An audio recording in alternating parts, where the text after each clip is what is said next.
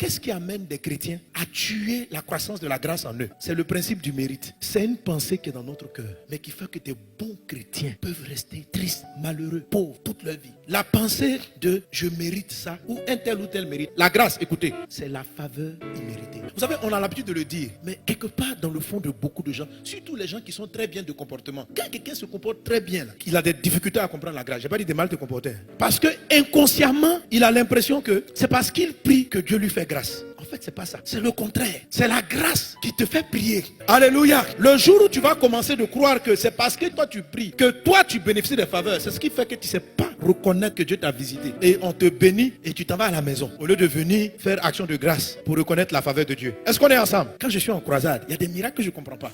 Avec Total. Depuis combien de temps? 40 ans. Et qu'est-ce qui s'est passé? Elle me dit qu'elle voit bien maintenant. Est-ce qu'elle me voit? Oui, elle vous voit. Maman, viens, tout. Oh mon Dieu, qui est bon comme toi. La maman a fait 40 ans, elle n'a pas vu. Souvent quand je suis là, je vois les malades guéris et je vois des jeunes qui sont aveugles, à qui Dieu n'ouvre pas les yeux. Tu sais pourquoi les jeunes là ne sont pas guéris? Et la maman est guérie. Et tu sais pourquoi tu te plains? Les jeunes même là, en priant, et toi-même en priant, tu ne comprends pas la grâce. Tu te dis dans ton esprit que le jeune mérite plus. Tu vois le mot mériter? Il mérite d'être guéri par rapport à celle-là. Et en fait, quand on dit mérite là, c'est-à-dire il est digne. Personne n'est digne d'être guéri. Mais entre les deux, la vieille et le jeune. Et puis Dieu m'explique, il dit, tu vois, c'est cette pensée-là qui fait que les jeunes ne sont pas guéris. Parce que inconsciemment, ils se disent qu'ils sont jeunes. Dieu ne peut pas les laisser comme ça. S'il est venu pour guérir les malades là, il leur doit. Or, en fait, la grâce là, il ne te doit rien. C'est-à-dire, il se lève, il regarde à gauche, il regarde à droite, et puis il te choisit toi. On lui demande pourquoi. Il n'a de compte à rendre à personne. 2, c'est son choix. Ça n'appartient pas à ta logique. Ça n'appartient pas à ton système. Quand la Bible dit c'est par grâce nous sommes sauvés, c'est comme ça. Vous savez pourquoi souvent beaucoup de personnes critiquent d'autres hommes de Dieu? Parce que quand ils les regardent, ils s'estiment qu'ils ne sont pas assez pieux pour mériter le succès que Dieu leur donne. Ils ne sont pas assez pieux. Et eux qui sont pieux là, ils n'ont pas ce niveau. En fait, ils tombent sur la pierre d'achoppement. C'est-à-dire, ils ne peuvent pas avoir la grâce parce que dans leur tête, c'est la piété qui achète la réussite. C'est la raison pour laquelle c'est plus les païens qui bénéficient de la grâce. Parce que les fils du royaume là, ils ont eu la grâce, ils ont été sauvés. Et à partir de cet instant, ils ont l'impression qu'en tant que fils, Dieu leur doit. Et quand ils voient des gens qui sont moins fils que eux, ils estiment injuste. C'est parce que tu ne comprends pas la grâce. Donc la grâce est venue dans ta vie une fois. Elle t'a délivré du péché. Mais à partir de cet instant, tu commences à te priver d'elle. Tu te prives de la grâce parce que dans ton esprit, tu dis le mot grâce. Mais dans ton fort profond, tu penses mérite. Et ce qui fait que justement, quand tu n'as pas bien prié, tu estimes que tu ne peux pas avoir. Et quand tu as bien prié, tu estimes que tu peux avoir. Or, c'est là même que tu as bien prié, Dieu ne va pas te donner. Nous sommes sauvés par grâce. La parole de Dieu dit, il dit, mais vous là-haut, je ne comprends pas. Il dit, c'est quand vous étiez pécheurs que Dieu vous a aimé. Il dit, est-ce que c'est par les œuvres que vous avez été sauvés? Mais ce par quoi vous avez commencé là. Continuez à marcher avec Dieu de la même manière.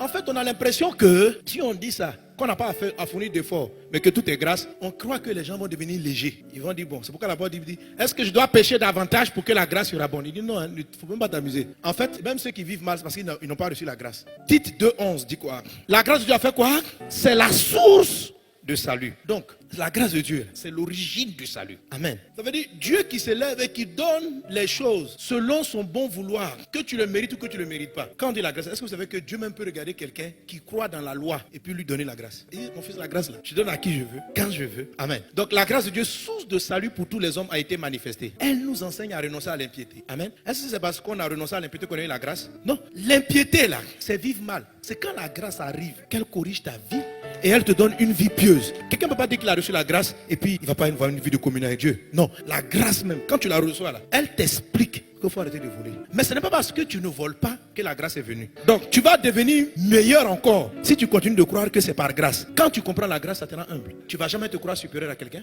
Parce que quand tu vas voir que toi tu pries plus que ton ami, tu vas savoir que c'est par grâce. Si toi tu as la force de gêner puis lui ne gêne pas, c'est grâce. Alléluia. Tu n'auras aucun complexe quand tu vas voir que tu es beaucoup plus spirituel, mais qu'une personne a beaucoup plus de faveur que toi, malgré que ce soit moins spirituel. Tu vas dire, c'est sa souveraineté. Il a décidé de lui faire grâce, que son nom soit béni. Et tu vas savoir rendre grâce pour tes frères, parce que c'est sa grâce. Alors pourquoi certains se privent de la grâce? Ils se privent parce qu'à un moment donné, ils retombent dans leur tête inconsciemment dans la loi du mérite. Donc la grâce là, bénis Dieu pour elle. C'est ce qui va nous sauver. C'est par la grâce, l'abondance de la grâce que tu vas régner. C'est l'abondance de la grâce qui va te donner la sagesse, qui va te donner l'intelligence. C'est l'abondance de la grâce qui prend quelqu'un de la poussière et qui l'élève sans que la personne ait fait quoi que ce soit, qu'elle mérite quoi que ce soit. La bonne attitude qui va venir, c'est l'action de la grâce dans sa vie. Et cette bonne attitude n'achète pas la grâce. C'est la grâce qui a produit de tels effets. Si tu es pieux et qu'on t'envoie la grâce n'est plus une grâce. Ça devient un salaire. C'est une récompense de ta piété. Ce n'est plus une grâce. C'est quelque chose que tu mérites, ce n'est pas la grâce. Amen. Si Dieu doit te guérir parce que tu pries bien, c'est pas la grâce. Ça aussi, on peut l'avoir, c'est possible. Quand tu pries beaucoup, Dieu te délivre. Ça, tu mérites. Le mérite aussi est une bonne chose. Alléluia. Mais ça fait beaucoup souffrir. Parce que tu vas posséder les choses une à une. Tu vas souffrir pour avoir un travail. Puis on dit vraiment, tu as trop cherché. Tu mérites. Après maintenant, et l'augmentation. Ah, pour être augmenté, il faut travailler beaucoup. Ok, on y va, mon fils. Travaillons beaucoup. Tu travailles. Puis après, on t'augmente. Tu mérites l'augmentation. Ce n'est pas une grâce. Le jour où ton patron augmente ton salaire, ce n'est pas une grâce. C'est le fruit de ton travail. Ça, c'est pas une grâce. Et c'est une bonne chose. Mais c'est qu'il y a beaucoup d'autres aspects pour lesquels tu seras épuisé. Il y a des choses pour lesquelles tu ne pourras pas fournir d'énergie. Plus tu travailles au travail, moins tu as de temps pour tes enfants. Donc pendant que tu es en train de mériter une promotion au travail, tu peux commencer à démériter l'affection de tes enfants et de ta femme, perdre ton foyer. Parce que le mérite là, tu ne peux pas te concentrer sur tout à la fois. La grâce, elle te visite, elle te dit fais ça. Tu fais une chose et puis Dieu remplit le reste. Il s'occupe de ta famille, de tes enfants. Tu dis mais je ne sais même pas, ah il fait ça. Alléluia. Il gère le reste. Reçois la grâce surabondante au nom de Jésus. Vous avez été édifié par cet enseignement et vous voulez en écouter d'autres du pasteur Mohamed Sanogo? Abonnez-vous à ses pages Facebook, YouTube, Twitter et Instagram. Ou allez sur la page Facebook de Librairie d'Honneur où vous trouverez ses ouvrages et encore plus d'enseignements. Que Dieu vous bénisse.